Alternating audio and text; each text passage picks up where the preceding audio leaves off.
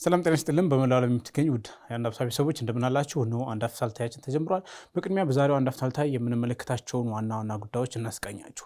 የመጀመሪያው ጉዳያችን የጀነራል ታደሰ ወረደ ጊዜያዊ አስተዳደር አዲስ መግለጫ ይዞ ብቅ ብሏል። በዚህ መግለጫው የማንኛውንም የውጭ ግንኙነት አልፈቅድም ብሏል። የውጭ ግንኙነቱ የጊዜያዊ አስተዳደሩ እንደዚሁም ደግሞ የፕሪቶሪያ ሰላም ስምምነት መርህ እየጣሰ ከሆነ አደገኛ ነው የሚል ነገር ይዘት ያለው መግለጫ አውጥቷል። እንግዲህ ጊዜያዊ አስተዳደሩ ይሄን መግለጫ ወጣው በደብረጽዮን ገብረ ሚካኤል የሚመራው የህወሓት ክንፍ ከሻዕቢያ ጋር ግንኙነት መጀመሩ በይፋ እየተነገረ ወይም ደግሞ ምልክቶች በራሳቸው በኩል እየታዩ ባለበት አጋጣሚ ነው። ይህ ግንኙነት አደገኛ ነው የሚል ማስጠንቀቂያ አዘል መግለጫ ነው ያወጣው። በሌላ በኩል ደግሞ ጽምዶ በሚል የሻዕቢያና የኤርትራን ግንኙነት ወይም ጥምረት ያሰምራሉ ተብለው ከተገናኙት አክቲቪስቶች መካከል ከህወሓት በኩል የሆነው ብርሃነ ታስሮ ተፈቷል። እንግዲህ ብርሃነ በሉዓላዊነት መጣስ ተከሶ ከታሰረ በኋላ ፖሊስ ጫና ደርሶብኛል፣ ክሱን አቋርጬ ፈትቼዋለሁ ማለቱ አነጋጋሪ ሆኗል። እንመለከተዋለን። ሁለተኛ ጉዳያችን አንድ ከፍተኛ የፌዴራል መንግስት ባለስልጣን ጀነራል ታደሰ ወረደ 4 ኪሎ የፈረሙትን የቃል ኪዳን ሰነድ ወደ ጎን ብለው የትግራይ ሪፐብሊክን ለማዋለድ ወልቃይትን ለመውረር እንደዚሁም ደግሞ እስከ ቤኒሻንጉል ጉሙዝ ድረስ የሱዳንን ጠረፍ ለመቆጣጠር እንቅስቃሴ ቀጥለዋል የሚል ክስ አቅርበዋል። ይህን ክስ ያቀረቡት እንግዲህ ከህወሓት ጋር በተገናኘ ከፍተኛ ተቃውሞ እንደዚሁ ደግሞ መረጃዎችን በማውጣት የሚታወቁት አምባሳደር ሱሌይማን ደደፎ ናቸው። ምን አንድምታ አለው ይሄ ጉዳይ ከፌዴራል መንግስት ባለስልጣናት በኩል መምጣቱ የሚለውን ጉዳይ እንመለከታለን። ሶስተኛ ጉዳያችን በአማራ ክልል 2 ዓመት ያለፈው ጦርነት እንደቀጠለ ነው። አሁንም የፋኖ ኃይሎችና መንግስት ከፍተኛ የበላይነት ይዘናል በሚል አንዳቸው በአንዳቸው ላይ ድል እንደተቀዳጁ እየገለጹ ነው። የፋኖ ኃይሎች 80% ክልሉን ተቆጣጥረናል የሚል ሪፖርት ማቅረባቸው ይታወሳል። አሁን ደግሞ የፌዴራል መንግስቱ በቃል አቀባዩ ለገሰ ቱሉ በኩል 90% ክልሉን ተቆጣጥሬያለሁ ብለዋል። መሬት ላይ ያለው እውነታ ምንድን ነው የሚለውን ጉዳይ እንመለከታለን። ከዚሁ ጋር በተገናኘ 4ቱ የፋኖ ድርጅቶች በተለይም ዘመቻ አንድነትን በጋራ አውጀው እየተንቀሳቀሱ የሚገኙት አንድነታቸውን ለመፍጠር እንቅስቃሴ ላይ ወይም ደግሞ ንግግር ላይ መሆናቸውን የሚያመላክቱ መረጃዎች እየወጡ ነው። ይሄ ጉዳይ እንዴት ይታያል የሚለውን ጉዳይ እናያለን። አብራችን እንድትቆዩ በአክብሮት እንጋብዛለን። ደሬና ማን እንዴት ናችሁ? መልካም። እንግዲህ የመጀመሪያው ጉዳያችን የጀነራል ታደሰ ወረደ አስተዳደር መግለጫ ነው። ይሄ መግለጫ እንግዲህ የውጭ ግንኙነት አንፈቅድም፣ አደገኛ ነው የሚል ይዘት ነው ይዞ ወጣው። መግለጫው እንግዲህ የህወሓትንና የሻዕቢያን ግንኙነት በይፋ ያረጋገጠ መግለጫ ተደርጎ እየተወሰደ ነው። ከዚህ በፊት በጭምጭምታ እንግዲህ ጌታቸው ረዳ ጭምር ስልጣን ላይ ያሉ ሲሉት የነበረ ነገር አሁን በጀነራሉ አስተዳደር በኩል መውጣቱ እንግዲህ ጽምዶ የሚል የሁለቱ ፓርቲዎች በአክቲቪስቶች በኩል የጀመሩት ጥምረት በአደባባይ ከተነገረ በኋላ ነው ይሄ ነገር የመጣው። እንዴት ታየዋለህ አማን? አመሰግናለሁ ማርሻ። እንግዲህ ጀነራል ታደሰ የሚመሩት የኮሚኒኬሽን ቢሮ ትላንትና ባወጣው መግለጫ ላይ ዓላማው በግልጽ ያልታወቀ ከሌሎች ኃይል ጋራ ከውጫዊ ኃይል ጋራ የሚደረግ ግንኙነት ተቀባይነት የለውም የሚል ሀሳብ አቅርበዋል። ይህ አካሄድም ትግራይ ክልልን መንግስት አልባ ያደርጋታል። እኛ ጥያቄዎቻችንን የምናስተናግደው በሰላማዊ መንገድ ብቻ ነው፣ ከዚህ መንገድ ውጭ ያለውን አንቀበልም የሚል ነገር አንስቷል። እንግዲህ ከውጭ ኃይል ጋር ግንኙነት የሚደረገው ዓላማው ያልታወቀ የተባለው ማን ነው? ከማን ጋር የተደረገው? ውጭ ኃይል የተባለውስ በግልጽ ባይገለጽም ምንድን ነው የሚለውን ነገር እስቲ እናነሳለን። ሁለተኛው ነገር ይሄ ነገር ከዚህ በፊት በተደጋጋሚ እኛም እዚሁ መድረክ ላይ አንስተን ስንወያይ ነበረ። ከኤርትራ ጋር ነው ከሻዕቢያ ጋር ግንኙነት ሲደረግ ነበረ። ምናልባት ያኔ ግንኙነቱ ሲደረግ ጀነራል ማነው አቶ ጌታቸውን አመራሩን ያልፈለጉት ወታደራዊ ኃይሎች እንደዚሁም ደግሞ የፖለቲካው አመራሩ ያው ወታደራዊ ኃይልና ፖለቲካው ከአንድ ቤት ነው መመሪያ የሚያገኘው። ፖለቲካ አመራሩ በአቶ ጌታቸው ደስተኛ ስላልሆነ የማኩረፊያ ግንኙነት ይሆናል፣ ስለዚህ ይህንን ከአቶ ጌታቸው ሲነሱ ይቆማል የሚል አንዳንድ ሰዎች ትንተና ሰጡ ነበር። ነገር ግን ጉዳይ አሁንም ቀጥሏል።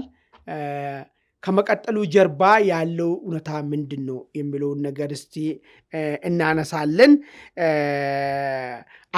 ጀነራል ታደሰ ይህንን ጉዳይ ጀነራል ታደሰ የተመረጡት እንደሚታወቀው በወታደሩን ፍላጎት ሲያምጽ በነበረው በዶክተር ደብረጽዮን ቡድንም ፍላጎት ጭምር ነው።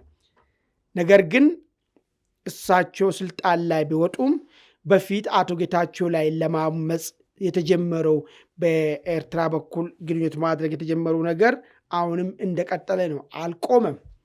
ለምንድን ነው እነዚህ ኃይሎች የጀነራል ታደሰን ትዕዛዝ ወይ ደግሞ መመሪያን መቀበል ያልፈለጉት የሚለውን ነገርን እንዳሳለን። ከዛ መጨረሻ ላይ በዚህ ጉዳይን አስመልክተን ጊዜያዊ አስተዳደሩ ለምንድን ነው በዚህ ደረጃ መግለጫውን መስጠት የሚፈለገው የሚለው ነገርም አናውቀውም።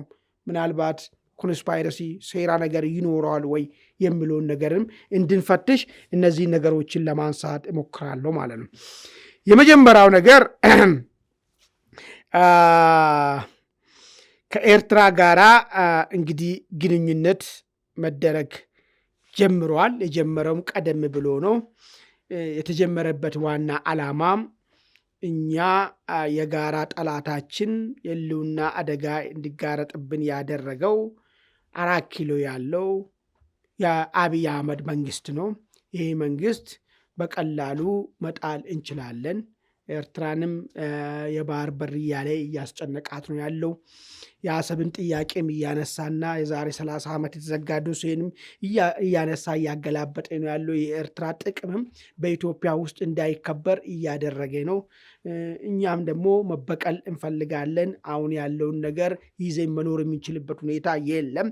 ስለዚህ ይህን መንግስት ገፍትሬን መጣል አለብን ተባብረን የሚል ነገር ሀሳብ በሁለቱ ወታደራዊ ክንፍ መካከል ግንኙነት ጀመረ።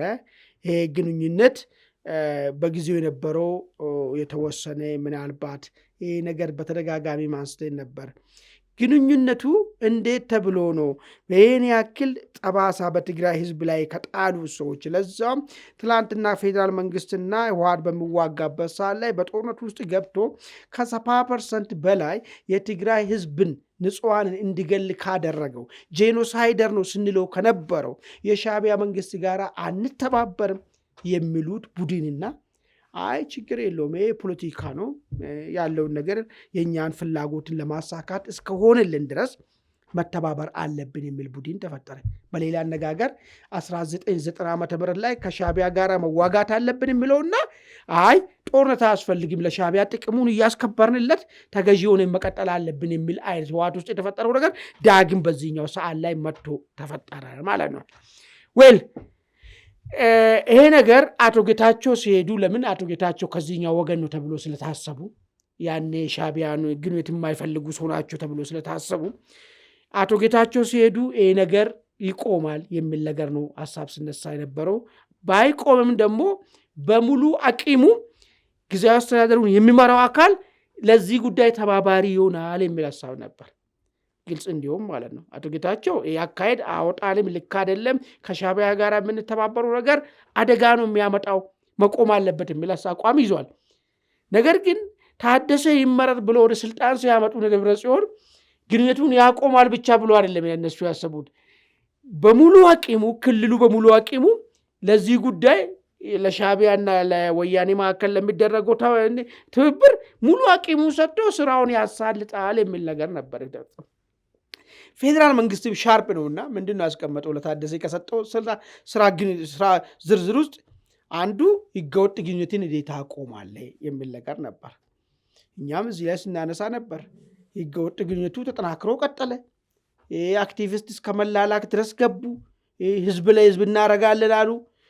ከዛ በኋላ ህዝብ ለህዝብ ካለቀ በኋላ ሰራዊቱ መካከል ያለው ችግር የለ ወደሚለው ነገር መጡ።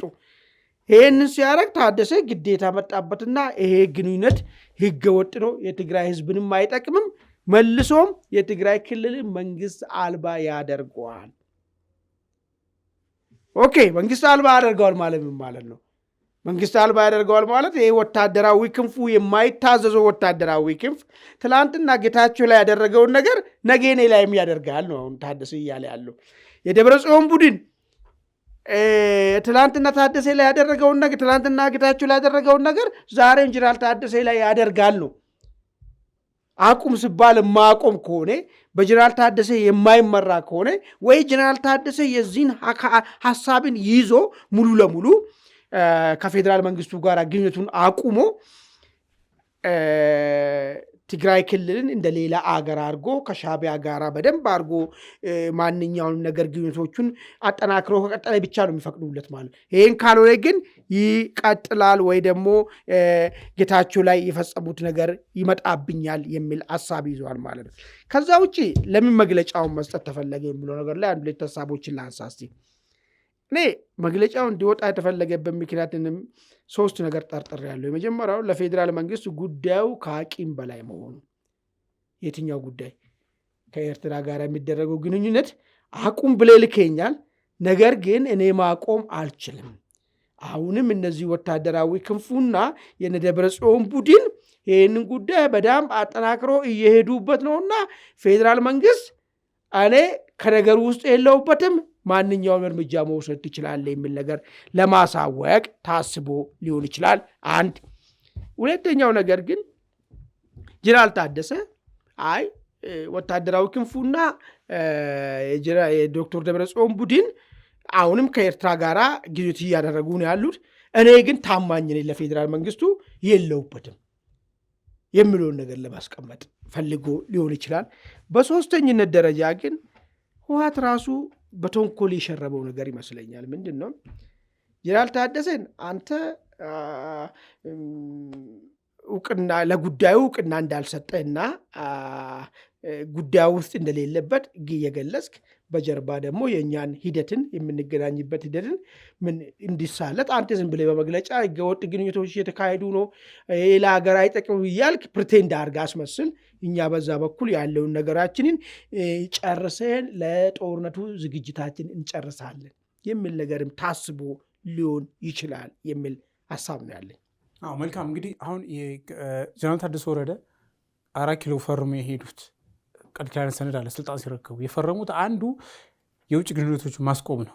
ቀድሞ ነው ጌታቸው ሲሉት የነበረውን በጨምጨምታ ደረጃ ሲሰማ የነበረው ነገር ግን ሻቢያና ህወሓት አክቲቪስቶቻቸውን ወክለው ግንኙነቱ በአክቲቪስቶች በኩል ይሁን ተብሎ እንግዲህ የህወሓቱ አክቲቪስት ብርሃነ ታስሮ የተፈታው የግድያ ሙከራ የተደረገበት የተባለው አስመራ ድረስ ሄዶ እንደተገናኘ ተናገረ ራሱ። ከዛ ደግሞ የተገናኘ ነው ግንኙነቱ በአክቲቪስቶች በኩል ይሁን ተብሎ ነው አለ። ኦኬ የህወሓት ጦር አባል እንደሆነ አክቲቪስትም እንደሆነ ራሱ ነው የሚናገረው። ከሻቢያ በኩል ያለው አወል ሰይድም እንግዲህ በዛው ልክ ነው ሊገለጽ የሚችለው። እንደዚህ አይነት ነገሮች ሲመጡ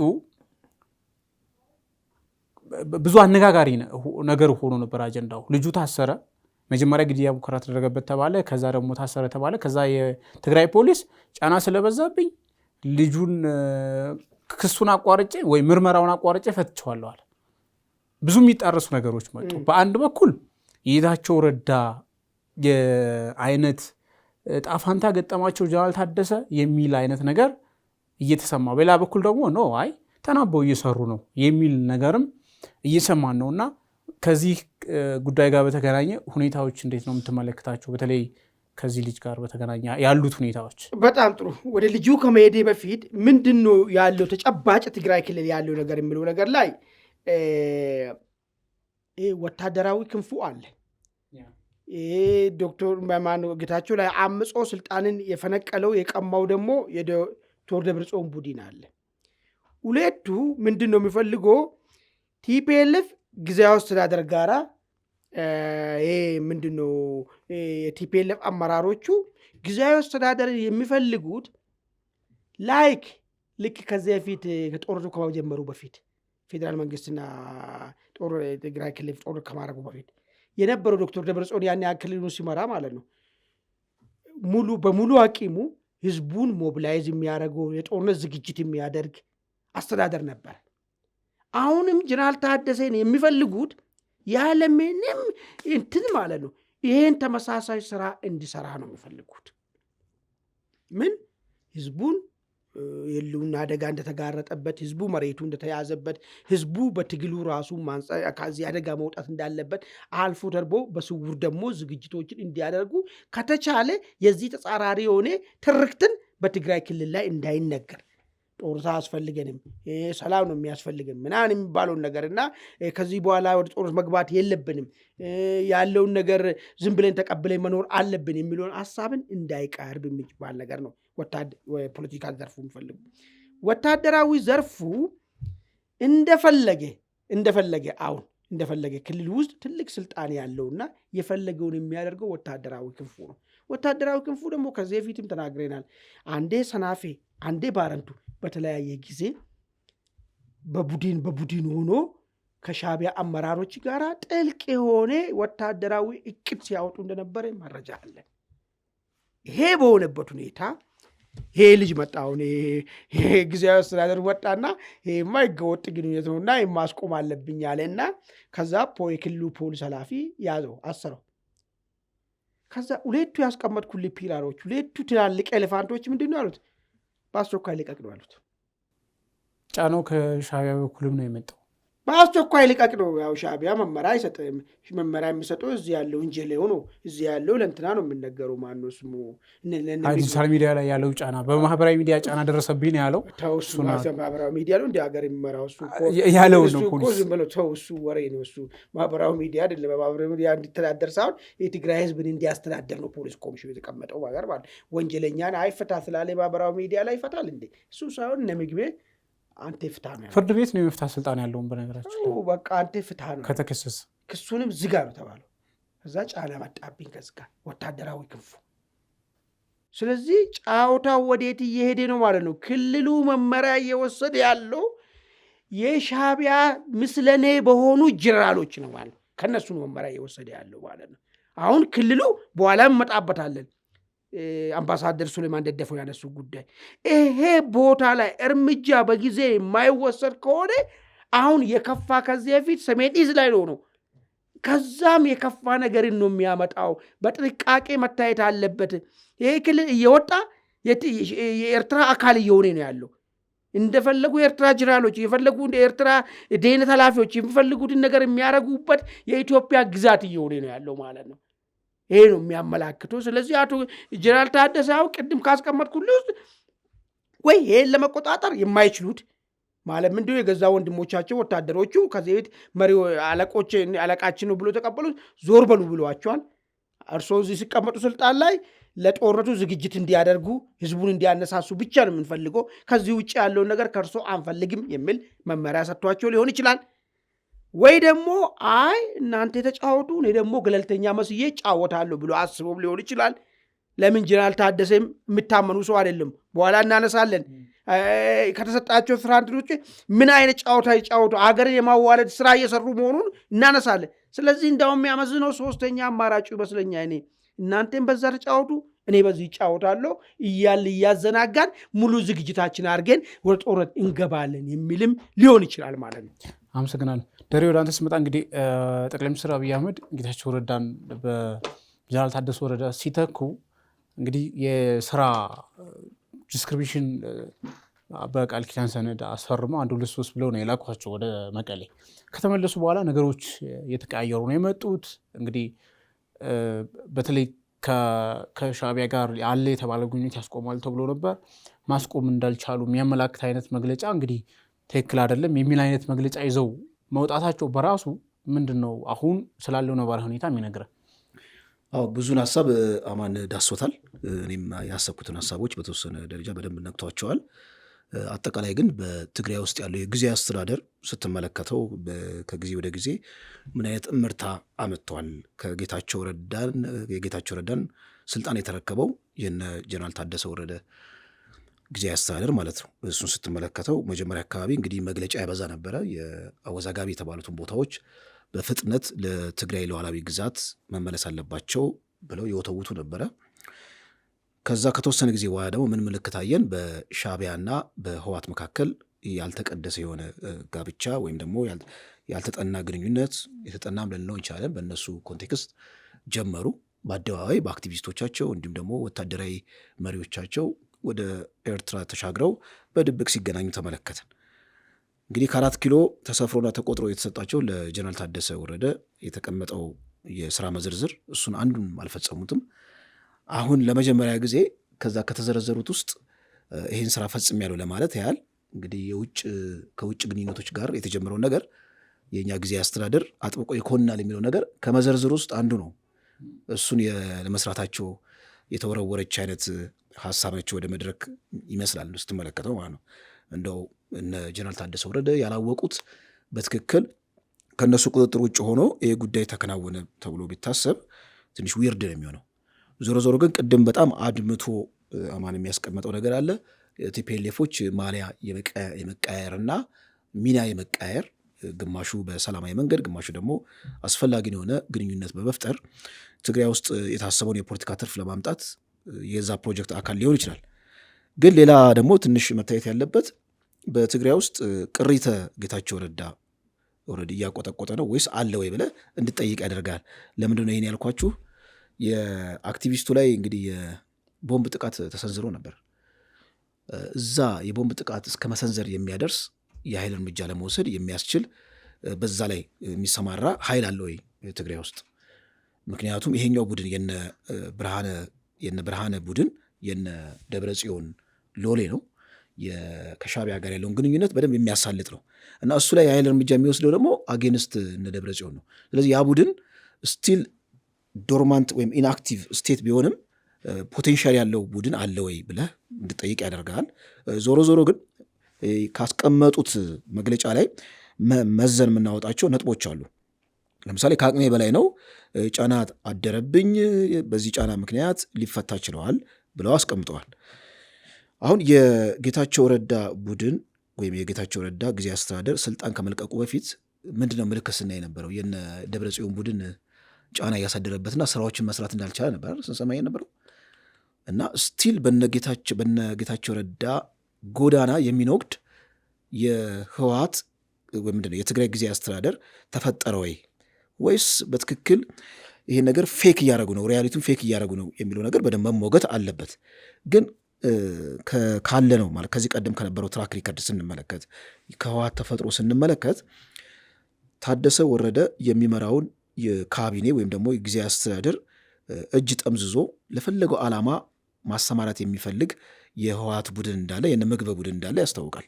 እና እንደውም ይሄ ግለሰብ እንዲፈታ ትእዛዝ ካደረጉ ምንድነው ጀነራሎች መካከል መግቢያ ያለበት ይባላል። ይሄ በቀጥታ ምንድነው ጣልቃ ገብቶ እንዲፈታ በማድረግ ማለት ነው። መጀመሪያስ ማሰሩ ምን አስፈለገ? ማለት ማሰሩና መፍታቱ ላይ የፖለቲካ ድራማ እንዳለ ያስታውቃል። ኦኬ ማሰሩ መታሰር ብቻ አይደለም፣ ይኸው የግድያ ሙከራ፣ ከዛ በኋላ ታሰረ፣ ከዛ በኋላ ተፈታ። እነዚህ ሶስቱ ኤቨንቶች ፖለቲካሊ ብዙ ኢምፕሊኬሽን አላቸው። ኦኬ የግድያ ሙከራ ትክክል ከሆነ በትክክልም የግድያ ሙከራ ተደርጎበት ከሆነ እንደውም የእሱ ደጋፊዎች ማህበራዊ ሚዲያ ላይ የሚሲሉ ነበረ ይሄ ቦምብ የተወረወረው መላው የትግራይ ህዝብ ላይ ነው ብርሃን ላይ አይደለም የሚል ነገር አስቀምጠዋል። ትንሽ ምንድን ነው የእሱን ዓላማ ለማግዘፍ ወይም ደግሞ የእሱን ስብዕና ለማሳበጥ ከዛ አንጻር ሲተነትኑ አይተናል። እሺ ይሄ ነገር በሁለት ዘርፍ እንመለከተው። እንደው ፌክ ኒውስ ነው እንበል ወይም ዝም ብሎ የልጁን ስብዕና ለማግነን ነው ብለን እንውሰድ አንድ። ሁለተኛ ትክክለኛ ቦምብ ተወሯል ብለን ካሰብን ቦምብ ለመውረር የሚያስችል የፖለቲካ ቁርጠኝነት የተላበሰ አካል ትግራይ ውስጥ እያቆጠቆጠ ነው። ያ ደግሞ በነጌታቸው ረዳ ጎዳና ሊነጉድ የሚችል እነ ደብረ ጽዮንን አታክ ሊያደርግ የሚችል እነ ደብረ ጽዮን የሚታገል ሌላ የትግራይ ቡድን እየተፈጠረ ነው የሚል አንድምታ ልንመዝ ይችላል። ይሄ አንድ ነው። ሁለተኛው መታሰሩ ነው። ለማሰር የፖለቲካ ቁርጠኝነት ያስፈልጋል። ምክንያቱም ከዚህ ሰውዬ ጀርባ እነ ደብረ ጽዮን አሉ፣ እነ ምግቢያ አሉ፣ ሻዕቢያ አለ። ይሄን ሁሉ ተዳፍሮ ለማሰር መሄዱ እንደው ለፖለቲካ ቁማር ወይም ደግሞ ለአደባባይ ለፒአር ብለን አንድ እንወስዳለን። እንደውም እስከ ማሰር የሚያደርስ እንዲሁም ደግሞ ከሻዕቢያ ጋር ያለውን ግንኙነት እንደምቃወም ለማሳየት ለፌዴራል መንግስቱ ይህን እርምጃ መውሰድ አለብኝ የሚል አንድ አካሄድ ሊሆን ይችላል። ሁለተኛ ደግሞ የምር አምነውበት ይህን ነገር የምር አምነውበት አስሮት ሊሆን ይችላል። ከሁለት አንጻር ማለት ነው። እሺ መፈታቱስ ደግሞ መፈታቱ ላይም የተለያዩ የፖለቲካ ኢምፕሊኬሽኖች አሉ። ሲፈታ በትክክል ትግራይን እየመራ ያለው ጀነራል ምግበይ ነው እንጂ የታደሰ ወረደ በነጌታቸው ረዳ ቁመና ላይ ነው ያለው። ዝም ብሎ ራበር ስታምፕ ነው። በቃ ኦፊስ ውስጥ ተቀምጦ የእነሱን ሀሳብ ማስተጋባት እንጂ በትክክል የፌዴራል መንግስቱ ጋር ያለውን ግንኙነት ማሳለጥ የሚችል አይደለም ብለን እንድንደመድም ያደርገናል። አሁን ምንድን ነው እንግዲህ የነጌታቸው ረዳ ቡድን ካለ ምንድን ነው የእነሱ ጊዜ አስተዳደር ከወጣ በኋላ የጀነራል ታደሰ ወረደ ጊዜ አስተዳደር አጣብቅኝ ውስጥ ገብቷል። ምንድነው አጣብቅኙ? እንግዲህ ከ4 ኪሎ ቀለብ እንዲሰፈር ይፈልጋሉ አይደል እንዴ? ከፌዴራል መንግስቱ ቀለብ ይሰፈራል። ኦኬ፣ ቀለብ እየተሰፈረም ደግሞ እነሱ የሚያስሙ ደግሞ የተምኔታዊ የሆነችው ትግራይ በጣም ራሷን ሉዓላዊ የምትሆን ማንም የማይደርስባት ሉዓላዊ ግዛት ያላት የራሷ ብቸኛ ሰንደቅ ዓላማ ያላት፣ ሰንደቅ ዓላማዋን አይታችሁ ከሆነ እንደው ዝም ብላችሁ የትግራይ ቴሌቪዥንን ከፍታችሁ እያንዳንዱ ኦፊስ መግለጫ ሲሰጥ የኢትዮጵያ ሰንደቅ ዓላማ ካገኛችሁ በጣም ይገርመኛል። የለም። ሁለተኛ እዛው የትግራይ ቴሌቪዥን ላይ ተመልክታችሁ ከሆነ ትግራይ ተሰር ይላል ፕሮግራሞች ሲያልቁ። ትግራይ ተሰር ጦርነቱ ላይ ትዝ ካላችሁ ያው ትግራይ ተሸነፈ መፈክሩ ስቲል መፈክሩ የትግራይ ቴሌቪዥን ላይ አለ። ይችን ነገር ጌታቸውም ይዘዋት ብቅ ብለዋል። ትግራይ ተሰር የሚለው ነገር ይዘውት መጡና እንደገና ደግሞ ትግራይ በሰላም ታሸንፋለች ወደሚል አሻሽለውት ይዘውት መጥተዋል። አክቹዋሊ ካነሳው አይቀር ይህን ጉዳይ ኢትዮጵያ ትቅደም የሚለውን በትግራይ ትቅደም አይነት መቀየር ማለት እንደ ዲፋክቶ ስቴት ነው አክት እያደረጉ ያሉት። ኢትዮጵያ ትቅደምን፣ ትግራይ ትቅደምን፣ ኢትዮጵያ ታሸንፋለች፣ ትግራይ ታሸንፋለች። ሀገር እኮ ነው አሁን ሀገር እያደረጉት ነው። እንደዛ ነው። ማንኛውም ክልል አሁን እንደዚህ አይነት ሲዳማ ክልል ያሸንፋል የሚባል እንትን የለም። ሲዳማ ተሰር ያለ እንዴ? ወይ ደግሞ ኦሮሚያ ተሰር የሚል ነገር ወይ አማራ ተሰር የሚል ነገር የለም አይደል? ስለዚህ ሀገር እያደረጓት ነው ማለት ነው። አጌንስት በመንፈስ ተለይቷል። ፕራክቲካሊ እኮ አሁን መሬት ላይ ያለው ሁኔታ ጀስት ይሄ እንደ ዲፋክቶ ስቴት ነው አክት እያደረጉ ያለው። በመንፈስ ተለይተዋል። በአካል መለየት ነው የከበዳቸው። በአካል ለመለየት ደግሞ አሁን እንደው በአካልስ ሲባል ብቸኛ መስመራችን የፕሪቶሪያው ሰላም ስምምነት ነው የሚሉት ነገር እኮ መሬት ላይ ስትመዝነው ይመስላል እኮ። ለምሳሌ በጀት ብቻ ነው የሚቀበሉት ከፌዴራል መንግስቱ በነገራችን ላይ አይደለ? ውጭ ሀገር መንግስት የውጭ ግንኙነት ያደርጋሉ። አምባሳደሮች ወደ እነሱ ይሄዳሉ፣ እነሱም ወደ አምባሳደሮች ይሄዳሉ። ውጭ ድረስ ግንኙነቶችን ያደርጋሉ። ጀስት የተለየ አውድ ነው ያለው እዛ ውስጥ። ኦኬ፣ እነሱ ፌዴራል መንግስቱ ውስጥ ትግራይ ብዙ ውክልና የላትም፣ ፌዴራል መንግስቱም ትግራይ ክልል ውስጥ ቦታ የለውም። ዲፋክቶ ከዚህ የተለየ ብዙ ትርጉም የሚሰጥ አይደለም። አሁን ባለፉት 7 ዓመታት ገደማ እንደዚህ አይነት ነገር ነው እያየን ያለው ከጦርነቱም ከቆመ በኋላ። ይሄ እኛ ብቻ የምንለው ሳይሆን ለምሳሌ አሁን ይሄው ቅድም ያነሳነው ልጅ ብርሃነ ዲፋክቶ ስቴት ነን እንደውም እንደ ምሳሌ ያቀረበው ሶማሌላንድ ነው ሲል ሰምተነዋል። ከሰሞኑ ከዚህ ከመታሰሩም የግድያ ሙከራ ተደረገበት ከመባሉ በፊትም በሰጠው ቃለ መጠይቅ ላይ የሆነ ሆኖ አሁን እነዚህ አይነት ሁኔታዎች እንደ ዲፋክቶ ስቴት አክት እያረክ እየሄድክ የፕሪቶሪያው ሰላም ስምምነት ደግሞ የኢትዮጵያ አካል ናች፣ በኢትዮጵያ ሕግና ስርዓት ትመራለች፣ የፌዴራል መንግስቱ የበላይነት አለው የሚል ነገር አለ። ያ ፕራክቲካሊ አልሆንም። እንደውም ይበልጥ እየተሸረሸረ ነው የሄደው። አለመተማመኑም እየሰፋ ነው የመጣው።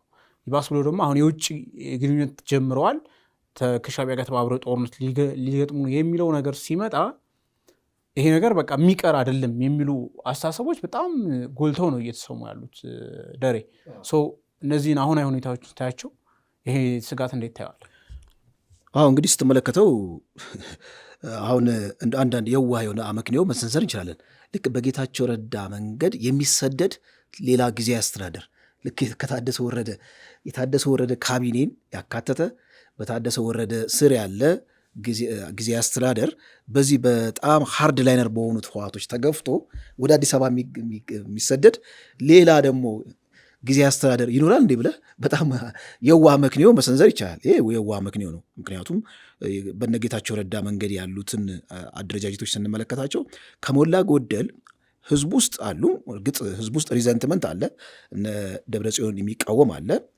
ፉሊ በፊት ከትግራይና የፌዴራል መንግስቱ በገቡበት ጦርነት ደረጃ አይደለም ቁመናቸው በጣም ብዙ ክንፋቸው ተነቃቅሎ ብዙ ደካክመዋል። በህዝብ ደረጃም ያላቸው ጥንካሬ በጣም አናሳ ነው።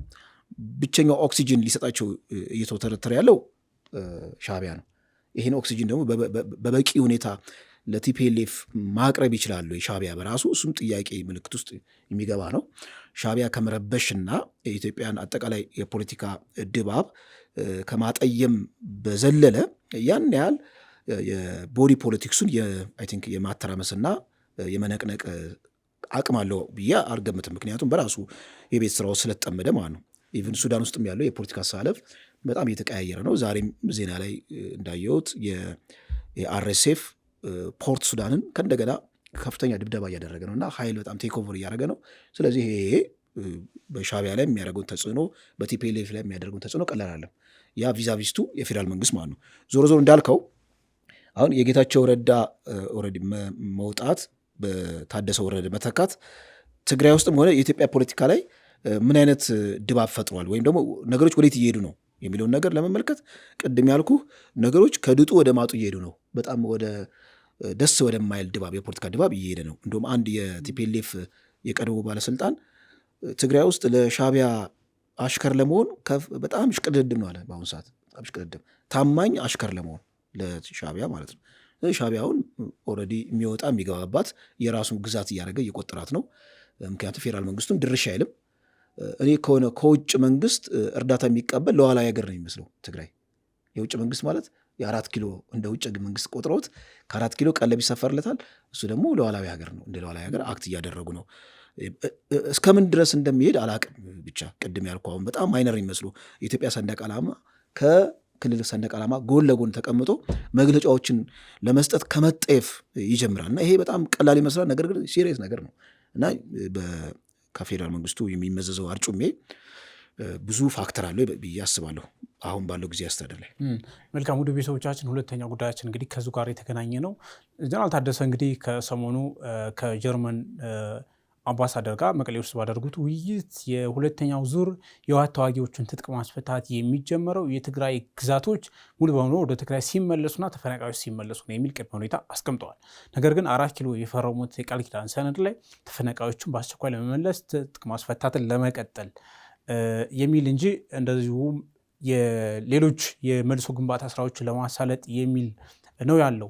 ነገር ግን ይሄን ቅድመ ሁኔታ ይዘው ብቅ ማለታቸው አነጋጋሪ ሆኗል። እሱ ብቻ አይደለም እንግዲህ በተለይ ከወልቃይት ጋር የተገናኘው ውዝግብ ወልቃይትን ካልመለስን ትጥቅ አንፈታም የሚለው ጉዳይ፣ ወልቃይትን ካልተቀበልን ወደ ጦርነት እንገባለን የሚል ትርጉም ያለው ነገር ነው ጀነራሉ ያደረጉት ወይም የሰጡት አቋም ለአምባሳደሩ የሚለው ጉዳይ አነጋጋሪ ሆኗል። እንግዲህ በወልቃይት በኩልም ህወሓት ሊወረን ዝግጅት እያደረገ ነው የሚል ኮሎኔል ደመቀ የራሳቸውን የተከዜ ዘብ የሚል ጦር አዘጋጅተው እየሰለጠኑ እየተራጁ ነው የሚገኘው። በትግራይ ኃይሎች በኩልም እንግዲህ ሱዳን ውስጥ ሸረሪና በሚባል ከወልቃይት በቅርብ ርቀት ላይ በሚገኝ ቦታ ላይ ጦር አርሚ 7 የሚባል ጦር አደራጅተው እንግዲህ ከፍተኛ የሜካናይዝድ ኃይል አድርገው እየተንቀሳቀሱ ነው የሚገኘው። ከትግራይ በኩልም እንደዚሁ ጦራቸውን አሁንም እንደታጠቁ ነው የሚገኙት። ይሄ ጉዳይ እንግዲህ አወዛጋቢ መሆኑ ብቻ ሳይሆን ከኢትዮጵያ የቀጣይ እጣ ፋንታ ጋር የሚገናኝ ነገር መሆኑን ተከትሎ የፌዴራል መንግስት ባለስልጣናትም አስተያየት እየሰጡበት ነው። መግቢያ እንደነገራችሁ አስተያየት ከሰጡ ሰዎች መካከል የህወሓትን ጉዳይ በግንባር ቀደምነት ይዘው ከሚሞጉ ሰዎች መካከል አምባሳደር ደደፎ ይገኙበታል። ወልቃይትንም እስከ ቤንሻንጉል ድረስ እስከ ሱዳን ጠረፍ ድረስ ውስጥ ይዘው የትግራይ ሪፐብሊክን ለማዋለድ እየተንቀሳቀሱ ነው ጀነራል ታደሰ እና የፌዴራል መንግስቱ እርምጃ ይውሰድ የሚል ነገር ጠንከር ያለ ሀሳብ አሰራጭተዋል። አማን እንግዲህ አምባሳደሩ ያሰራጩት መልእክት ቀላል አይደለም። የጀነራል ታደሰ የሰሞነኛው አቋም ነው ይሄን ያስባላቸው። ጀስት ወልቃይትን፣ ራያን፣ ጠለምትን ሙሉ በሙሉ ወደ ትግራይ ሳንመልስ ሁለተኛውን ዙር ትጥቅ መፍታት አንፈታም ወይ 270 ሺህ ጦር አለን ሲሉ ነበር። 70 ሺውን እንፈታና ጀነራሉ እንዳሉት ሁለተኛው ዙር ላይ ግን 200 ሺውን ጦር ትጥቅ ለማስፈታት ለመጀመር ሙሉ በሙሉ አካባቢዎቹን መቆጣጠር አለብን የሚል አንደምታ ይዘው ነው የመጡትና ይህ ነገር ምንድን ነው የሚነግረን? እንዴት ታየዋል? መልካም እንግዲህ ሁለት ነገር ነው አሁን እዚህ ውስጥ የምናየው። አንደኛ ባለፈ ያ ነገር ችግር ተፈጠረ ትግራይ ክልል ላይ አቶ ጌታቸውን አሳደዱት። አቶ ጌታቸው ተሳዶ እዚህ መጣ። ከዛ ምን ይሁን የሚባል ሲመጣ እስቲ የመፍትሄ አካል እናንተ ራሳችሁ ሁኑ ተባሉና ማን ነው የእናንተን ፍላጎት በትክክለኝነት የእኛን ፍላጎት ያስከብርልናል የምትሉ ሰው ተብሎ ጠየቁ።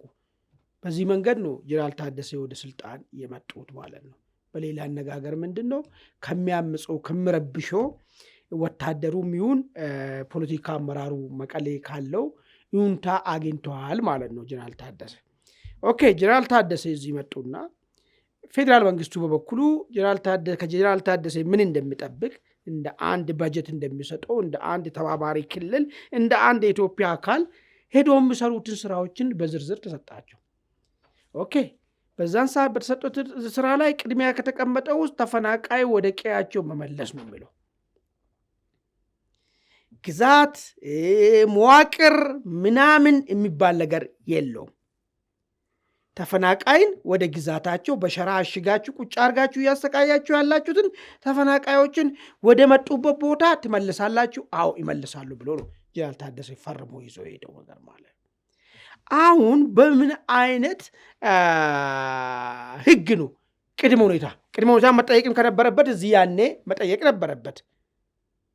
ስልጣኑንም ወደው አይ እኔን አይደለም ሌላም ብትለኝም አደርጋለሁ ብለህ ፈርመ ስልጣኑን ብቻ ስጠኝ ካልክ በኋላ ስልጣኑን ከያዝክ በኋላ ደግሞ መቀሌ ስትደርስ ሌላ ጫውታ አይ ቅድመ ሁኔታ እነዚህ ካልተደረጉ ተፈናቃይ አይመለስም፣ ግዛቱ ካልተመለሰ ጦር ትጥቅ አንፈታም ምናምን የሚባሉ ነገር ከየት የመጣ ነገር ነው መጀመሪያው ነገር ማለት አንድ እሱ ነው። ሁለተኛ ፈረንጆች እንግዲህ የፕሪቶሪያው ሰላም ስምምነት እንደዛ ይላል ነው፣ ግን ቃል በቃል እንደዛ የሚል አወዛጋቢ ነው። ስለ አዲስ አበባ ስምምነት እኮ ነው የሚወራው እኮ አሁን እኮ ያው እሱም ስላለ ስለ አዲስ አበባ ስምምነት ነው የሚወራው። አሁን በቃ ሌላ ምዕራፍ ውስጥ እኮ ያለን እኮ አዲስ አበባ ስምምነት ተፈርመዋል። አሁን በቃ አለቀ። ጀነራል ታደሰ ተዘርዝሮ ተሰጥቶት ነው ፕሪቶሪያ ምናምን የሚል ነገር አለ። ይሄ እነዚህን ትሰራለህ? አዎ እሰራለሁ ጌታ ይበለው ፈርሞ ነው ስልጣኑ ወስዶ ይዞ ሄደው አይ ይሄን አልሰራም በዚህ ይሄን ለመስራት እንዲህ ነው ምናምን ብል ሌላ መንገድም ወይ ደግሞ ሌላ ንግግር ውስጥ ልንገባ እንችል ነበር። እዚህ ውስጥ እንዳንገባ ታዛዥ ነኝ ተቀባይ ነኝ ብሎ ሰላምታ ሰጥቶ ከሄደ በኋላ መቀሌ ከደረሰ በኋላ ነው ይሄን ሐሳብ ያመጣ። ኦኬ ጥሩ። ሌላው የፈረንጆቹ ጉዳይ መመላለስና እነሱ ፈረንጅን ሲያዩ አቅላያቸውን ይስታሉ። የተለመደ ነገር ነው። ከዚህ በፊትም ባይዘው አንድ ጊዜ አንድ እንትና አይቼ ማለት ነው አንድ ቪዲዮ አይቼ የትግራይ ፖለቲከኞች ማህበረሰቡንም ጭምር አበላሽቷል። ፈረንጅን ሲያዩ ሌላ ነገር ነው ያላሰቡትን ነገር ነው የሚያወሩት። የሚገርም ነገር ማለት አንድ የሆነ ቪዲዮ ላይ አይቼ ህፃናቶች ፈረንጅ በዚህ በኩል ሲያልፍ ሲያዩ እንዲህ ያሉ ህፃናቶች ማለት ነው። አሁን ፈረንጆቹ ለምንድን ነው ወደ ትግራይ መላለሱት የሚለው ፖይንት ነው።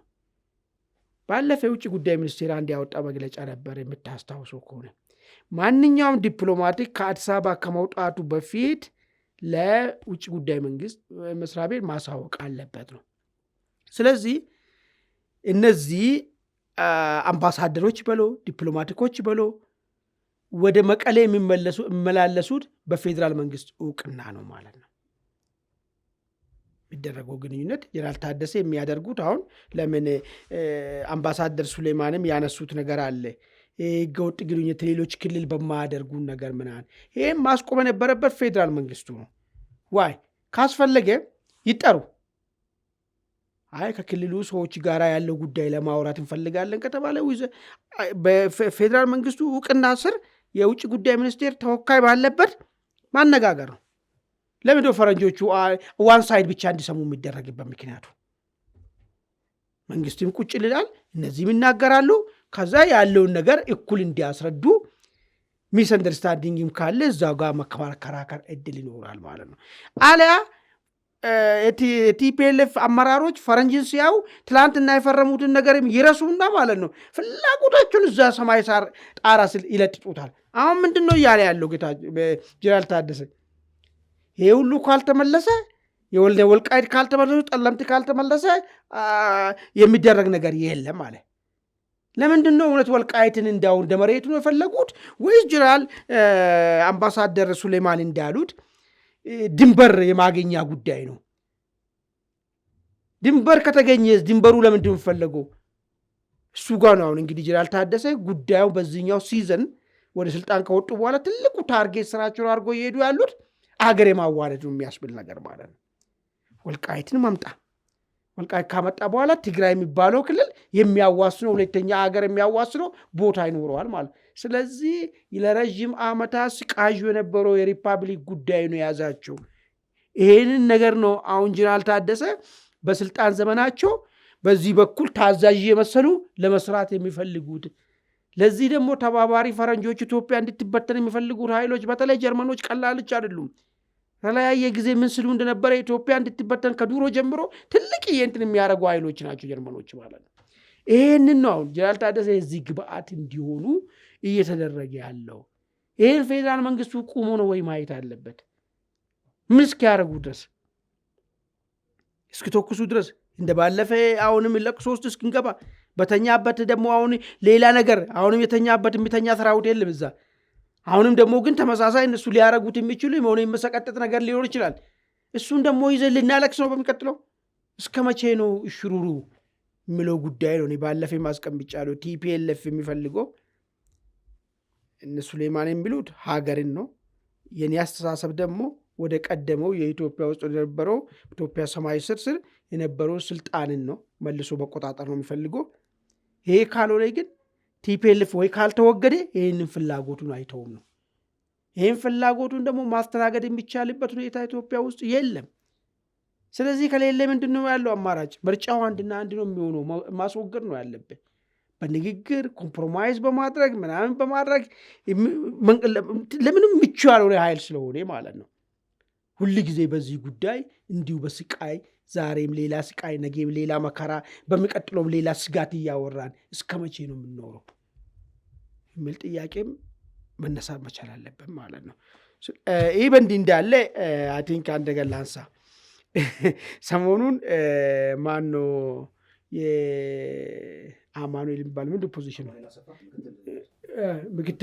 ምክትል የህወሓት ምክትል ነው የጀነራል ታደሰ ምክትል ህወሓት መሰረዝ የሚባል ህጋዊ ሰውነት እንሰርዛለን የሚባል ነገር የለም። መንግስት ህጋዊ ሰውነቱን አልመለስም ካለ ደግሞ ከፕሪቶሪያል በፊት ወደ ነበረ ሁኔታ እንመለሳለን፣ ፕሪቶሪያል ስምምነትን በግልጽ ይፈርሳል የሚል ነገር አነሳ። እንግዲህ ፕሪቶሪያል በፊት ማለት አሁን ይኸውልህ ቆይታ ይሸውዳቸዋል እነዚህ ሰዎች። ፕሪቶሪያል በፊት ምንድን ነው? ፕሪቶሪያል በፊት ጦርነት ነው። ምን አይነት ጦርነት? ፌዴራል መንግስት ህወሓትን ታሪክ ሊያደርጎ መቀሌን የከበበበት እሱ ነው ነበረው። ግን እነሱ ፕሪቶሪያል በፊት ሲብሉ ልክ የሆነ ቆሞ በጀግና ቆሞ እንደሚዋጉበት ሰዓት ላይ እንደነበሩበት እና አሁንም ወደ ውጊያ እንመለሳለን። ፕሪቶሪያል በፊት እኮ ፕሪቶሪያል ላይ እኮ አይደለም ትጥቃችን ሌላም ካላችሁን ፈታለን ብሎ እኮ ነው እኮ። አሁን ግን ይረሱና ጊዜውን ቆየት ስለሚል ፈረንጁን ተመላልሶ ሲያናግረው ነው ጊዜ መግዣ ነው አይነት ነገር ሲሉ አልነበር? ምኑን ፕሪቶሪያል? አረ ኖ አይ ራሳቸው ናቸው ከፈራሚው እኮ ውስጥ እኮ አንዱ እኮ ምን ታውቃለህ የነበረብንበት ሁኔታ እኮ የሚያውቁ ግጣቸው እኮ ብለዋል እኮ። ገባኝ። ግን ያንን ሊያደርግ ነው ጊዜ ለመግዣ ነው ወዴት ነው ጊዜ የሚገዛው? ሊጠፋ ሊደመሰሱ ስሉ አልቅሶ አይደል እንደ የፈረቡት እኮ። ድነህ እኮ ነው ጊዜ የምትገዛው ተርፈ አይ ነገር ከመደመሰስ። ኤኒዌይስ ወደ ፕሪቶሪያል በፊት እንመለሳለን አሉ። እንግዲህ ወደ ጦርነት ነው። ይህን ደግሞ እየሰማን ነው ያለ ነው። በሌላ ጊዜም አሁንም ቅድም ስናገር ነበረው። አሁን ቲፒኤልኤፍ እውነት የመዋጋት አቂም ላይ ነው ወይ? የተሰባበረ እና እግሩ የተቆራረጠ ኃይል ነው ይዞ ያለው። ይህን ይዞ ይዋጋል ወይ? አይዋጋም። ከዚህ በፊት ማወርዳል። ነገር ግን አሁን እነሱ የሚያስቡ በሻዕቢያ ታንክ እንዋጋለን ነው። በሻዕቢያ ከዛ ከኢትዮጵያ ጠላቶች በሚታገኘው ሎጂስቲክ እንዋጋለን ነው። ይህንን ነው አሁን። ይህን ካላረጋችሁት ይህን ጦርነትን ነው ምርጫ ሁለቱ ያስቀመጡት። ህጋዊ ሰውነታችሁን ትመልሳላችሁ፣ የማትመልሱ ከሆነ ግን ወደ ፕሪቶሪያል በፊት እንመለሳለን ማለት ወደ ጦርነት እንመለሳለን እያሉ ነው ያሉት ማለት ነው። በኋላ አይ ቲንክ እንዲህ አልኩ ምን ይላሉ እነሱ ስንቴ ሲሉ ስለነበረ ማለት ነው። ይሄ ቃላት ጫወታ ነው። እና አሁን ደግሞ ስንት ቀን ነው ቀረው? 4 ቀን ነው ቀረው። ሰኞ ነው መጪው ሰኞ አይደል የተሰረሰው? 5 አዎ። እስቲ እንደ 5ቱ ደርሶ ሰኞ ማክሰኞ ብሰረዙ ምንድን ነው ሊፈጠር የሚችለው ነገር የሚለውን ነገር ማየቱም አንድ ነገር ነው። ግን እኔ እነዚህ ሰዎች እብዶች ናቸው። ራሳቸውም እየደሙ ሀገርም እየደማ የትግራይ ህዝብ እረፍት እንዲነሳ ነው እንዲያጣ ነው የሚያደርጉት። ይህን ሁሉ ህዝብ እንኳን አስፈጅቶ ተነስቶ አሁንም የሚያወሩ ስለ ጦርነት ነው። እንደኔ አሁንም ዋይዝ የሆነ ነገር ብታይ ለምን ታውቃለህ? ዝም ብሎ ምንም ለማያመጡ ነገር እልቂት ነው የሚፈጠረው፣ ለቅሶ ነው የሚፈጠረው። ሌላ ነገር ምንም እንዳው በፊት እንኳን የተወሰነ ነገርም መንቀሳቀስም ሞክሮ ነበር። በእርግጠኝነት የምናገረው እኔን ከትግራይ ከምትባለው ግዛት ማለት ነው 1 ኪሎ ሜትር መውጣት አይችሉም ከዚህ በኋላ ጦርነት እናደርጋለን ካሉ ማለት ነው። ነገር ግን እልቂቱ ይፈጠራል። አሁንም የትግራይ እናቶች በጣም ከባለፈ የከፋ ነገር ይሆናል። ይህ እንዳይሆን እንዳው እኔ ወደ ቀልባቸው እንዲመለሱ ምርጫ ቦርድም ትንሽ ቀናቶችን አስረዝሞ የሆነ የጥሞና ጊዜ ቢሰጣቸው ስሜት ሄዱ ለኔ ማለት ነው። ለምን የሚመጣውን ነገር ስለማውቁ ይህ መጣው ነገር በረዶ ላይ ተንከባለሉ ጠፋን ከምድረ ገጽ ሊያጠፉን ነው ወደሚለው ነገር ስለሆነ ይህ መጣው ነገር የትግራይ እናቶች ያላግባብ መሞት ልጆች መሞት ስለሆነ ማለት ነው። ምንም ከዛ የሚጠቀመው ነገር የለም። የሀገሬ ህዝብ ነው አይደል እንዴ? ይህ እንዳው የተፈሰረች ነገር የጥሞና ጊዜ ቢሰጧቸው ጥሩ ይመስለኛል የሚለው ነገር ደሬ ወደ አንተ ስመጣ እንግዲህ ዝናሉ ይዘውት የመጡት ቅድመ ሁኔታ እንግዲህ በስምምነቱ እንግዲህ ደቡብ አፍሪካ ላይ የፈረሙት የሚለው እነዚህ አወዛጋቢ ቦታዎች በህገ መንግስቱ መሰረት እልባት ያገኛሉ ነው የሚለው። አሁን እነሱ በራሳቸው መንገድ ሁሉም በነገራችን ላይ ስምምነትም ሁሉም በራሱ መንገድ ነው የሚተረጉመውን ፖለቲካሊ እንደዛ ስለሆነ አሁን ያለው ሁኔታ የህወሓት ፕሪቶሪያ እና የፌዴራል መንግስቱ ፕሪቶሪያ ብለን መከፋፈል ነው። አዎ ወደ ትግራይ ይመለሳሉ ነው የሚል ነገር ነው የሚያስቀምጡት። እንግዲህ በህገ መንግስቱ ይፈታሉ ማለት እንጂ ወደ ትግራይ ይመለሳሉ አማራ ውስጥ ይሆናሉ አይልም። አሁን እዛ ውስጥ ተስማምተህ ህገ መንግስታዊ መፍትሄ ልስጠው ካልክ አትሊስት አማካኝ መፍትሄ ሊሆን የሚችለው ከሁለቱም ነፃ ሆኖ ህዝብ ውሳኔ ማድረግ ነው፣ ራሱን በራሱ አስተዳድሮ የሚል ነገር ነው። እሱም መጥቶ ነበር፣ አልተስማሙ። አሁን ወራሪዎች ይውጡልን፣ ሰፋሪዎች ይውጡልን እና እኛ እንረከበው አይነት ነገር። ኦኬ ቦታው ውዝግብ ያለበት ነው። ማንን አስወጥቶ ማንኛው አካል ይቆጣጠራል? አሁን እዛ አካባቢ አማራውም ትግሬውም አለ።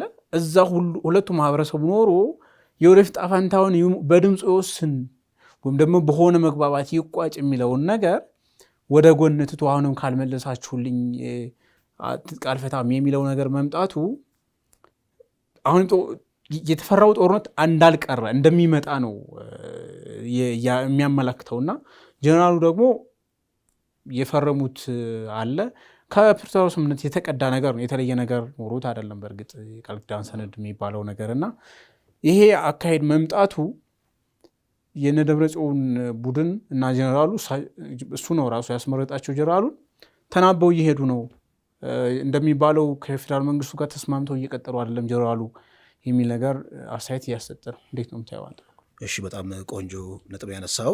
1-3 መሰረታዊ ነጥቦችን ያነሳለሁ ከዚህ ጋር ተያይዞ። መጀመሪያ እኔ ጀነራል ታደሰ እዚህ 4 ኪሎ መጥተው የቃል ኪዳን ሰነድ ፈርመው ሲሄዱ ህወሓት ራሱ እዛ መቀሌ የራሱን ቃል ኪዳን ሰነድ አዘጋጅቶ ያስፈርማቸው ይመስለኛል እና ሁለቱን ሰነድ እያነጻጸሩ ልክ ባላንስ ኦዲት እያደረጉ ነው። የትኛው ነው በትክክል የሰራሁት የትኛው ነው በትክክል ያልሰራሁት ብለው እየሄዱ ይመስለኛል እና ሞር ይሄ እነ ደብረ ጽዮን ያስፈረሟቸው የቃል ኪዳን ሰነድ ላይ ጊዜያቸውን ያጠፉ ይመስለኛል። ምክንያቱም ያኛውን ትተውታል። እንግዲህ ከአምባሳደር ሱሌማን ደደፎም እንደተረዳ ነው ዲፕሎማሲያዊ ዘመቻው ሀገር ለማዋለድ ወይም ደግሞ ቲፒኤልኤፍ የሚያስባትን ሀገረ ትግራይን ወደፊት እውን ለማድረግ ከሚል አንጻር ዲፕሎማሲያዊ ዘመቻውን እያጧጧፉት ነው ብለዋል። እንግዲህ የጀርመን አምባሳደር ሄደው ባናገሯቸው ጊዜ የተናገሩት ሀሳብ በእርግጥ ከህወሓት የሚጠበቅ ነው። ግን የቲፒኤልኤፍ ዲፕሎማሲያዊ ዘመቻ ከጌታቸው ረዳ መሄድ ጋር የተቀሳቀሰ ይመስለኛል። ምክንያቱም ምዕራባውያኖቹ በጣም በትክክል ማለት ነው በቅርበት የሚያውቁት ጌታቸው ረዳ ነው። ጌታቸው ረዳ ትንሽ የተግባቦትም ችሎታ አላቸው። ሌሎቹ ህወሓቶች በዛ ደረጃ አቅም ያላቸው አይመስለኝም እና ጌታቸው ረዳ የፈጠሩትን ገጸ ምስል እነዚህ የነ ደብረ ጽዮን ቡድን በትክክል ያስኬዱት አይመስለኝም። እና በፊት ትዝ ካላችሁ ቶሎ ነበር እኮ ወደ መቀሌ የአውሮፓ ዩኒየን ተወካይ አምባሳደሮች በየጊዜው ነበር የሚሄዱት እና የተግባቦት ውስንነት አለባቸው። ባለፈው ራሱ ጌታቸው ረዳ ከአዲስ አበባ ተባረው በሄዱበት ጊዜ ዲፕሎማቶችን ሰብስበው ትንሽ የቲፒኤልኤፍ ቅሪተ ቲፒኤልኤፍ እዛ ያለውን ቲፒኤልኤፍ በተመለከተ ያስተላለፉት ሀሳብ ገጽታቸውን ያኮሰው ይመስለኛል እና ያን ያህል ዲፕሎማቲካሊ ብዙም ጫና የማሳደር አቅም የላቸውም። ዞሮ እንዳልከው አንተ ያስቀመጥከው ነጥብ አለ። አሁንም ኳሱ የአይናቸው እንግዲህ ከወልቃየት ላይ አልተነቀለም። ለምንድን ነው በጣም የጊዜ አስተዳደሩን በለው በአብዛኛው ጊዜ ፎከስ የሚያደርገው እነዚህ አወዛጋቢ ቦታዎች ላይ ነው ብለህ በጠይቀኝ እንግዲህ ቲፒኤልኤፍ የሰነፎች ስብስብ ነው። መልካም አስተዳደር ማምጣት አይችልም፣ ልማት ማምጣት አይችልም። አንድ የሰነፎች ስብስብ የሆነ አስተዳደር ወይም ደግሞ አቅም የሌለው አስተዳደር ማድረግ የሚችለው ብቸኛው ነገር ዳይቨርት ማድረግ ነው አቴንሽንን።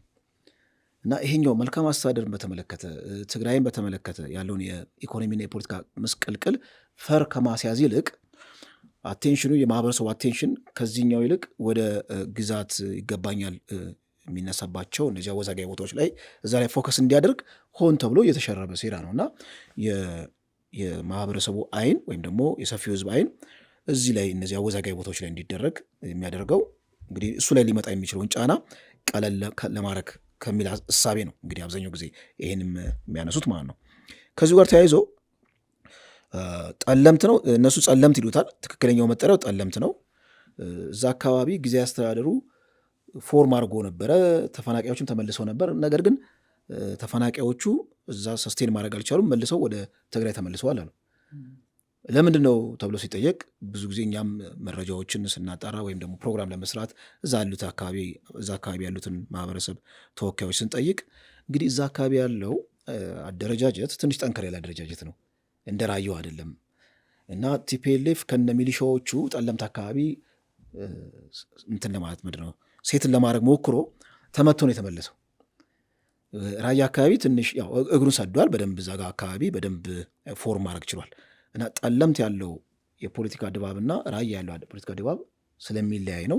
እዛ ራያ አካባቢ ያለውና ጠለምት አካባቢ ያለው አስተዳደር በማንነት የማንነት ጥያቄን በተመለከተ ብዙ የተገፋ ህዝብ ነው ለመናገር ጠለምትም ወልቃይትም ጠገዴም እና አደረጃጀቱ ትንሽ ከብዶታል ቲፒኤልኤፍ። ለዚህ ነው ተመቶ ስለተመለሰ ነው እሪ የሚለው እና አቅም ቢኖር ኖሮ በጊዜያዊ አስተዳደሩ ልክ ራያ አካባቢ ፎርም እንዳደረገው እዚህም ፎርም ማድረግ ይችል ነበር። ትዝ ካላችሁ እኮ የማይጠምሪ ከንቲባ ልክ ቲፒኤልኤፍ ሲገባ ሚሊሻዎቹን ይዞ ወደ ጫካ ነው የወረደው። ካሁን በኋላ ቲፒኤልኤፍ የሚመራትን ጠለምት ወይም ደግሞ ማንነቴ ተገፎ በባርነት አልኖርም ብሎ በቃ እምቢ ለነፃነቴ ብሎ ወደ ጫካ ሄደ እና ይህ የፖለቲካ ቁርጠኝነት ለቲፒኤልኤፍ እረፍት ስለነሳው ነው ጠለምት አካባቢ የሚፈልገውን የፖለቲካ አድሚኒስትሬሽን ፎርም ማድረግ ያልቻለው። ራያ አካባቢ በዚህ መልኩ አልተመለከተም፣ ሶፍት ሆነለትና የፈለገው ነገር መስራት ቻለ ነው። ዞሮ ዞሮ እነሱ የሚያነሱት ሀሳብ እንዳልከው ከጊዜያዊ አስተዳደር ጋር በተመለከተ ቅድም አማን ያነሳዋል። የአማኑኤል አሰፋ ምንድን ያሉት የትግራይ ምክር ቤት ይመለሳል የሚሉት ነው። በዛ ላይ የትግራይ ምክር ቤት ከጦርነቱ በፊት ከፕሪቶሪያ ስምምነት በፊት ያለው የትግራይ ምክር ቤት ይመለሳል፣ በቃ ስታተስኮ ወደ ነበረበት ይመለሳል ብለዋል። በኋላ ላይ አይ ይሄ ውሸት ነው እኔን ለማጠልሸት ነው ብለው የፌስቡክ ላይ ሀሳባቸውን አጋርተዋል። ባይሉትም ግን ኦልሬዲ በአደባባይ የሚናገሩት እኮ ቅኔውን ስንፈታው ይሄ የተቀመጠው ሀሳብ ነው። ባይሉትም እንደው ቃል በቃል ባይናገሩትም ከሚናገሩት ኢምፕላይድ የሆነው ሴማንቲክ የሆነውን ምንድን ነው ትርጉም በደንብ አድርገን ትርጉሙ ስንመለከተው ከፕሪቶሪያ ስምምነት በፊት ያለው ስታተስ ኮ ይመለስ የሚለው ነገር በውስጥ አዋቂነት እኮ ይናገሩታል እና የግድ በአደባባይም ተናግሮታል። እርሳቸው አልተናገርኩትም ብለው እና ይሄ ደግሞ ከባድ የሆነ ጦርነት ያስነሳል፣ ሌላ ችግር ይፈጥራል የሚለው ነገር የአካባቢው ጫጫታ ሲበዛ ማህበራዊ ሚዲያ ላይ ብቅ ብለው ትንሽ ማረጋጊያ ሀሳብ ወርወር አድርገዋል። አመሰግናለሁ ዳሬ። ወደ ቤተሰቦቻችን ከለንሳት አንጻር ወደ መጨረሻ ጉዳያችን አልፋለሁ። መጨረሻ ጉዳያችን እንግዲህ በአማራ ክልል ከ2 ዓመት በላይ የተዘለቀው ጦርነት ላይ እንግዲህ መንግስትም የበላይነት ይዣለው ብሎ ከ90% በላይ ክልሉ ያስተዳድርኩ ነው ብለዋል። በፋኖ ኃይሎች በኩል ደግሞ 80% በላይ ክልሉን በበላይነት እያስተዳደሩ እንደሆነ መግለጻቸው ይታወሳል።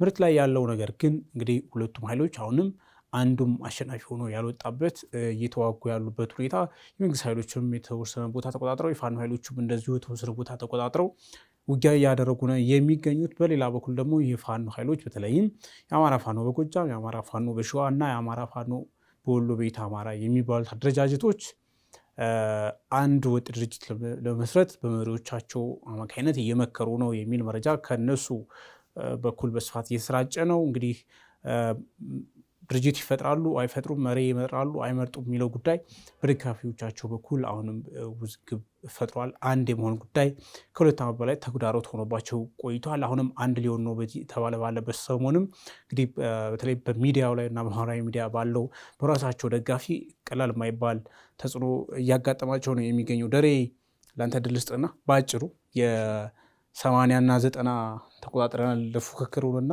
የፋኖ ኃይሎች አንድነት ለመፍጠር በተለይም 4ቱ ለማለት ነው እያደረጉ ስላለው ንግግር እና ደግሞ ሚዲያ ላይ ስላለው እንግዲህ ቀላል ተግዳሮት አልገጠማቸውንም። እሱን እንዴት ታየዋለህ? እሺ አመሰግናለሁ። እንግዲህ በመንግስት ወገን አሁን የኮሚኒኬሽኑ ኃላፊው ዶክተር ለገሰ ቱሉ 90% ብለዋል። የፋኖ ኃይሎች ደግሞ 80% አካባቢው እንዳለ የአማራ ክልል ተቆጣጥረናል ብለዋል። ከዚህ ቀደም የክልሉ ፕሬዚዳንት 95% ብለው ነበር ከዚህ ቀደም። ስለዚህ ፐርሰንቶች እንደየአስፈላጊነቱ ለፖለቲካ ዓላማ ከበስተጀርባው እንግዲህ ፖለቲካ ሲባል ዝም ብሎ ቃል በቃል የጽድቅ ስራ አይደለም። ማንኛውንም ትርፍ ለማግኘት በተለያየ ዲስኮርስ ትገልጻለህ እና የመንግስትን ዲስኮርስ የፋኖ ኃይሎችን ዲስኮርስ ይህንን ዓላማ ያነገበ ነው። 80-90 ስትል ከበስተጀርባው ምን አይነት መልእክት ማሳለፍ ተፈልጓል የሚለውን ስንመለከት ከፖለቲካ መሰረታዊ ጽንሰ ሀሳብ የሚመነጭ ነው። የፋኖ ኃይሎች 80% ብለው ሲናገሩ ኦኬ መዋቅሩን አፍርሰነዋል፣ ስቲል ፓወር ቴክ ኦቨር ያደረግነው እኛ ነን፣ ሞኖፖሊ ቫዮለንስ በክልል ውስጥ የፌዴራል መንግስቱ የለውም እያሉ ነው።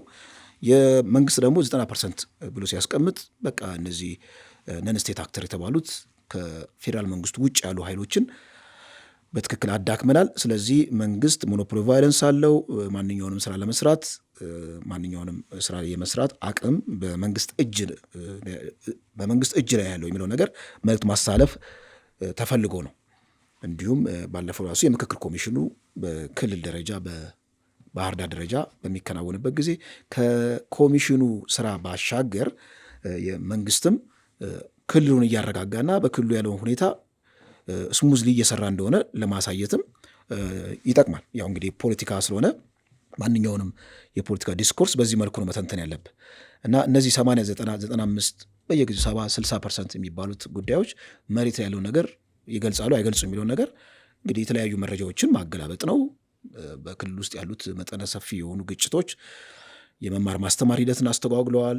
ብዙ ሰብአዊ መብትን የሚጥሱ ጉዳዮች ሲከወኑ አይተናል። አንዳንድ ቦታዎች ኢቨን የመንግስት መዋቅሮች ሙሉ ለሙሉ የፈረሱበትን ሁኔታ አስተውለናል እና በደንብ መጠናትና መታየት ያለበት ነው። ሁለቱም ኃይሎች ለራሳቸው የፖለቲካ ዓላማ ጉዳዩን ቢገልጹት ሊገርመን አይገባም።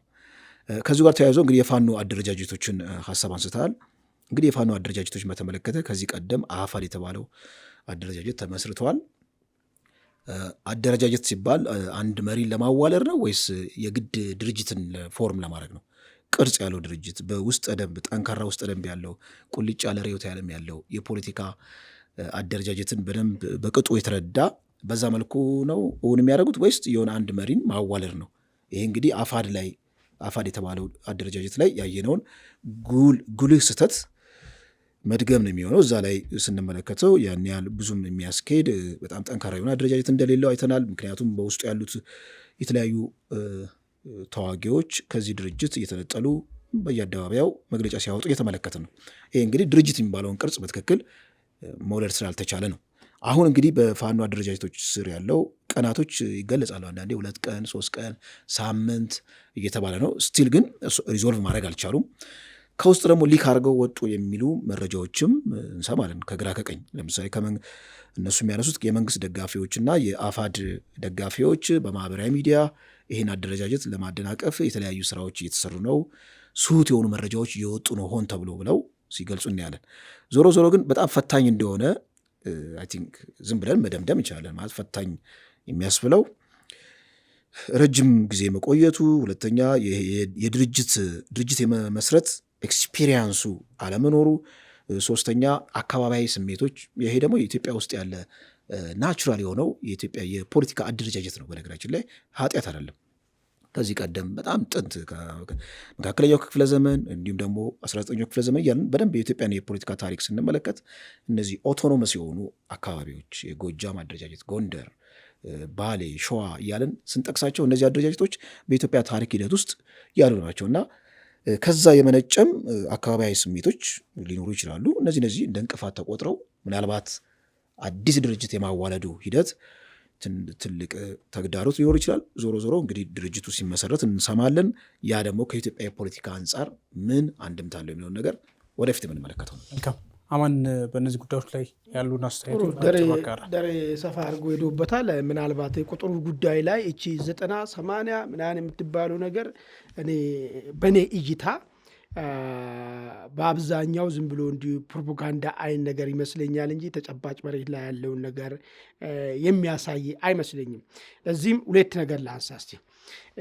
በአቶ ለገሰ ቱሉ በኩል ዶክተር ለገሰ ቱሉ በኩል የቀረበው 90%ቱን የአማራ ክልልን ተቆጣጥረናል ካሉ ሲምፕል ነገር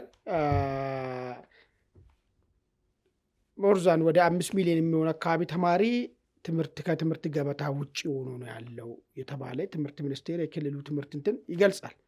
ስለዚህ በተቆጣጠሩበት አካባቢ ትምህርት በውዴታ ብቻ ሳይሆን በግዴታ ነው ሰው ልጅ መማር ያለበት ነገር ብዬ ነው የማስበው ነገር። እኔ አልማርም ማለት ራሱ አግባብ አይደለም። አንድ ሕፃን ልጅ ትምህርት ቤት አልሄድም ማለት እንደዛም አይደለም የተባለው፣ በግዴታ ተከልክሎ ነው ትምህርት የቆሙ። ቆይ አልማርም ብሎ መቅረት ራሱ ስለሌለበት አርጊውመንቴን አታዛባብኝ። እነዚህ ሰዎች 90% ከተቆጣጠሩ መንግስት ቁጥጥር እዛ አካባቢ ካለ እነዚህ ልጆችን ወደ ትምህርት ገበታ እንዲመለሱ በግዴታ ብቻ በግዴታ ማድረግ መቻል ነበረባቸው 90% ከተቆጣጠርክ። ስለዚህ ያን የሚሆነው ምናልባት 1 ሚሊዮን ወይ 500,000 ተማሪዎች ናቸው ከትምህርት ገበታ ውጪ ሊሆኑ የሚችሉት ማለት ነው። ስለዚህ እኔ ይሄ ሞስቶ ፕሮፓጋንዳ ነው የሚመስለኝ እንጂ ተጨባጭ አይመስለኝም የሚለው ነገር ነው። ሁለተኛ በፋኖች በኩል 80% የአማራ ክልልን ተቆጣጥረናል ካሉ ምናልባት መንግስት ሊኖር የሚችለው ወይ ባህር ዳር ወይ ደግሞ ሌላ 1-2 ዞን ከተሞች ላይ ነው። በአብዛኛው ከተሞችና የዞን ከተሞች የፋኖ አመራር ስር ይገባ ነበር ማለት ነው። እነሱም ከትምህርት ገበታ ውጭ የሆነውን ተማሪን ትምህርት ማስገባት ፕላስ ፌዴራል መንግስቱና የአማራ ብዙ ከተሞች ቁጥጥር ይለያዩ ነበረ ማለት ነው። ግን በፋክቱ እንደዛ አይደለም ያለው። ዞን ከተሞች በአብዛኛዎቹ በመንግስት ቁጥጥር ስር ነው ያለው። በአብዛኛዎቹ ሁሉም ያለ የዞን ከተሞች በምንሰማ ነው። ስለዚህ እዚህ 80 የተባለ ሞስት ኦፍ ፕሮፓጋንዳ ነው። ሁለቱም የሚያቀርቡት ፕሮፓጋንዳቸውን ነው እንጂ መሬት ላይ ያለ ተጨባጭ እውነታ አይመስለኝም ማለት ነው። ሌላ ስለ ድርጅት መፍጠር የሚለው ነገር እኔ ከሁለት ነገር አንጻር ነው የማየው። እንዳው የተፈለገ 4ቱ ኃይሎች በጎጃም፣ በወሎ፣ በሸዋ፣ በጎንደር የሚንቀሳቀሱ ኃይሎች ወደ አንድ መጥቶ በአንድ ኮማንድና ኢስር ይገባሉ። የሚገቡና እነሱን ሊያዝ የሚችል አንድ የበላይ አካል የሆነ የእነሱን መመሪያ ሊቀበል የሚችል የጋራ ሰራዊትን መመስረት ነው ወይስ እንዲሁ ንቅናቄውን በየአካባቢው ሁሉ ይነቃነቃል፣ ነገር ግን ከዚህ ንቅናቄ በላይ መሪ የሚባል አንድ ግለሰብ ስር ገብተዋል የሚለውን ሞስቶ ፖለቲካሊ ተፈልጎ ነው ወይስ በተጨባጭ አንድ ድርጅት ለመመስረት ነው የሚለው ነገር በጣም ክሊርሊ መታየት ያለበት ነገር ይመስለኛል። ለምን ሰራዊት ነው። ሰራዊት ማለት ቀላል ነገር አይደለም። ሰራዊት የሚያውቀው የሚደተነቃውን ነው። እነዚህ ሰራዊቶች ሁሉም በየአካባቢ ነው ያለው። የጎጃሙ ጎጃም ነው ያለው፣ የወሎ ወሎ ነው ያለው፣ የጎንደሩ ጎንደር ነው ያለው፣ የሸዋው ሸዋ ነው ያለው። ስለዚህ በሚመሰረቱ ተመስርተናል ብሎ መሪዎች ባስቀመጡት 4 መሪዎች አንድ ላይ ሆነ አንድ ድርጅት መስርተናል ቢባል እነዚህ ሰራዊቶች ሪሊ ተዋህዶ አንድ የሆነ ሰራዊት ሆነዋል ማለት ይቻላል ወይስ ግለሰቦቹ ናቸው አንድ የሚሆኑ? የምንጠለጠለው በግለሰቦቹ ፍላጎትና ኢንተረስት ላይ ነው። ግለሰቦቹ ደግሞ የኢትዮጵያ ፖለቲካ ባይ ፕሮዳክት ነው፣ ከየት የመጡም አይደለም። እንደምናውቀው ፍላጎቱ የአንተ ፍላጎት ያልተሳካ ቀን ወጥቻለሁ። ልክ አሁን አፋዴ እንደገጠመው እንደምናየው ግለሰቦች ተሰባሰቡ። እስክንድር ተመረጠ የተባለ ግለሰቡ በሚቀጥለው እኔ ወጥቼበታለሁ ይላል። ከዛ ሰራዊቱ ለሰራዊቱ የተገናኘበት ነገር የለውም። ግለሰቡ ሲወጣ ወጣ ይቀጥላል። ቅድምም ራሱን ችሎ እዛ አንቀሳቀስ ነበረው ሰው ራሱ ስለሆነ አሁንም የሚደረገው ነገር ሞስቶ ፖለቲካል ከመሆን የዘለለ አንድ የሆነ የጋራ ኃይል ለመፍጠር የሚቻል አይመስለኝም በኔ ትንተና ማለት ነው። ድንጋይ አመሰግናለሁ። ውድ ቤተሰቦቻችን ያለን ጉዳዮች ጨርሰናል። ስለተከታተላችሁ እናመሰግናለን። በቀጣይ እስከምንገናኝ ጤና ይስጥልን።